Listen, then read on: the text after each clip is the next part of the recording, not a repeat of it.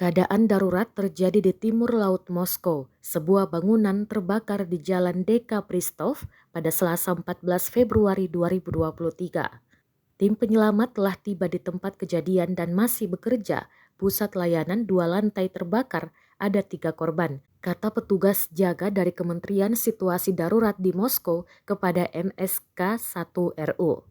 Rekaman yang dibagikan di media sosial termasuk Telegram menunjukkan kebakaran yang terjadi begitu hebat. Api terlihat sejauh beberapa kilometer. Saksi mata mencatat bahwa ada sesuatu yang meledak di ruang yang terbakar. Kementerian Situasi Darurat Rusia mengatakan 27 mobil pemadam kebakaran dan 108 orang sedang bekerja untuk memadamkan api. Sebagian jalan Dekabristov harus diblokir. Hingga saat ini belum diketahui pasti penyebab kebakaran dan ledakan ini terjadi.